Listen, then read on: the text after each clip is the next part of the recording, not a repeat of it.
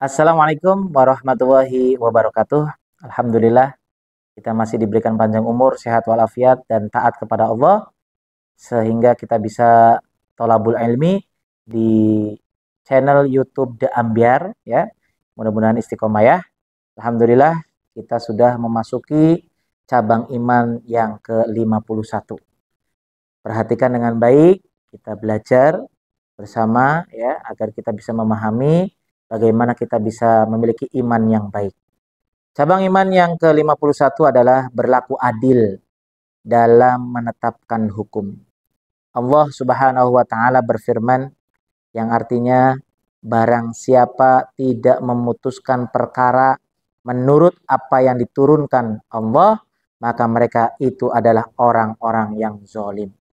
Ya, Quran surat Al-Maidah ayat 45.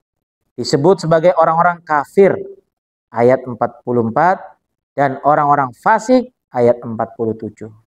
Jangan sampai kita ketika kita memberikan hukuman atau menetapkan hukum ya sebagai hakim atau yang lainnya, kita tidak boleh ya yang menetapkan sesuai yang tidak sesuai dengan yang diturunkan oleh Allah Subhanahu wa taala.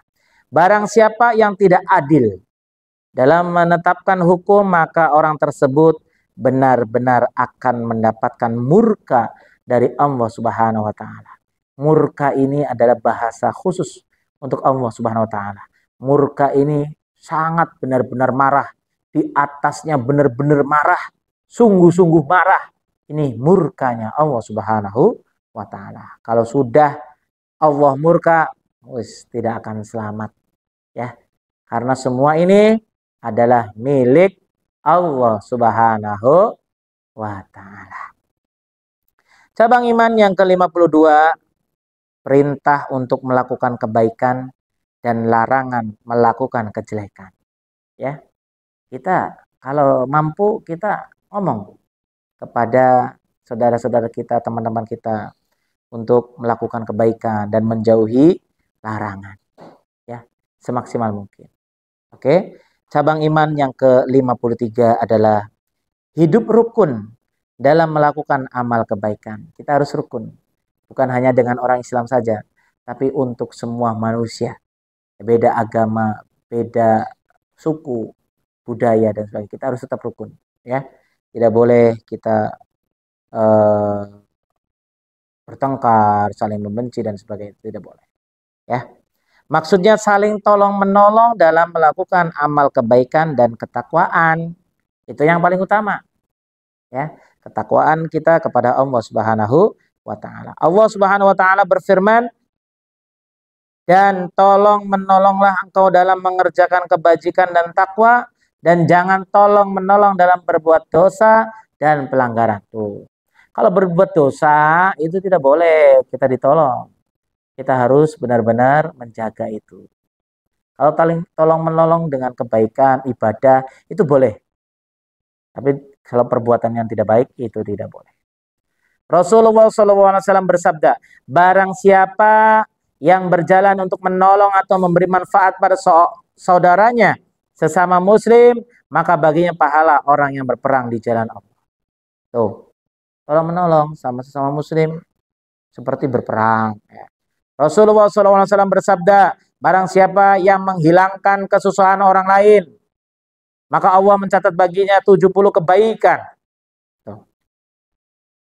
Orang lain. Semua orang. Ya. Bukan orang Islam baik. Semua orang. Ya. Kita harus tolong menolong. Kebaikan tersebut akan membuat bahagia di dunia dan akhirat. Juga mengangkat derajatnya di akhirat kelak. Riwayat lain mengatakan Allah akan menghilangkan kesusahannya di hari kiamat saat berada di padang mahsyar. Tuh. Saling tolong menolong lah. Ya. Biar kita nanti di padang mahsyar ya akan dihilangkan kesusahan-kesusahannya. Ya. Saling menolong dengan ikhlas, dengan baik. Bukan karena ini dan itu.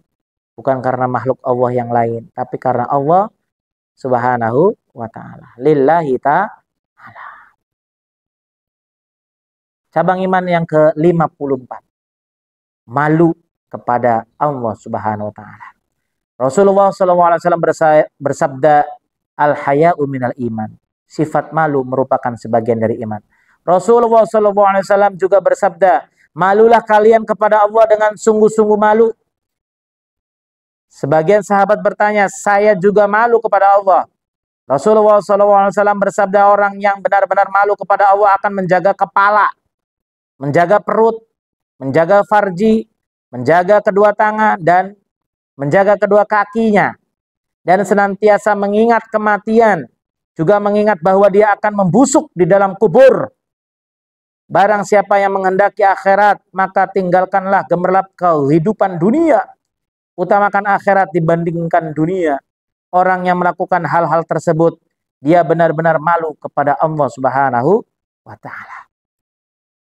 Dalam hadis qudsi disebutkan, wahai anak Adam, malulah engkau kepadaku saat kalian melakukan maksiat, maka kelak di hari kiamat akan aku memberikanmu rahmat.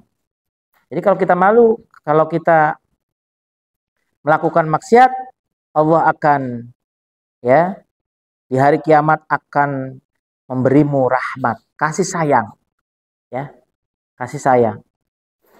Kalau udah diberikan kasih sayang kepada Allah, apapun yang terjadi akan mendapatkan kenikmatan dari Allah Subhanahu wa ta'ala. Yang terakhir, cabang iman yang ke-55, al-ihsan ila ala abawain, artinya berbuat baik kepada kedua orang tua. Allah Subhanahu wa ta'ala bersabda, Masya Allah, Allah Subhanahu wa ta'ala berfirman, A'udzubillahi minasyaitonirrajim, bismillahirrahmanirrahim. Wa'budullaha wa la tusyriku bihi syai'an wa bil walidaini ihsana. Sembahlah Allah dan janganlah engkau mempersekutukannya dengan suatu pun, dan berbuat baiklah kepada kedua orang tua, kepada dua orang ibu bapak. Maksudnya kita berbuat baik kepada dua orang, yaitu ibu dan bapak. Quran surat An-Nisa ayat 36. Rasulullah SAW bersabda, berbakti kepada kedua orang tua itu lebih utama dibandingkan dengan sholat, sedekah, puasa di bulan Ramadan, haji dan umroh, dan jihad fisabilillah. Masya Allah. Udah, kita harus berbakti kepada orang tua. Pahalanya bisa mengalahkan semuanya. Ridhonya orang tua, ridhonya Allah. Murkanya orang tua, murkanya Allah. Udah, kita maksimalkan berbakti kepada kedua orang tua. Saat memberikan sedekah atau melakukan amal kebaikan, seyogianya meniatkan pahala dari amal tersebut untuk kedua orang tuanya. Hal itu tidak sama sekali mengurangi pahala untuk dirinya sendiri. Rasulullah SAW bersabda, barang siapa yang menghajikan orang tua yang telah wafat, maka Allah menetapkan haji bagi orang tuanya dan menetapkan baginya bebas dari api neraka. Nih, yang berangkat haji untuk semuanya, yang kemarin, ataupun yang sekarang, kalau bisa kita memberangkat haji orang tua yang sudah tiada, agar orang tua kita mendapatkan gelar haji dan kita mendapatkan kebebasan dari api neraka. Salah satu sahabat bertanya kepada Sayyidina Umar radhiyallahu an, aku memiliki ibu yang sudah tua renta, aku rawat, aku mencebokinya, aku gendong, semua kebutuhan dan keinginannya aku penuhi. Apakah aku telah melaksanakan kewajibanku? Sayyidina Umar radhiyallahu anhu menjawab, belum. Engkau belum memenuhi hak ibumu, karena saat merawatmu dulu, ibumu selalu berdoa dan berharap engkau panjang umur. Sedangkan engkau saat merawat ibumu, engkau berharap agar beliau segera wafat. Beda. Kasih sayang seorang ibu dan anak beda sekali. Kita merawat ibu, pengennya segera selesai agar tidak berlama-lama. Tapi ibu merawat anak agar panjang umur, sehat walafiat. Maka dari itu, di sini kita harus benar-benar berbakti kepada kedua orang tua, ayah dan ibu. Karena berbakti ini ya kita bisa mengalahkan semua ibadah-ibadah, karena berbakti kepada kedua orang tua lebih utama dari ibadah apapun.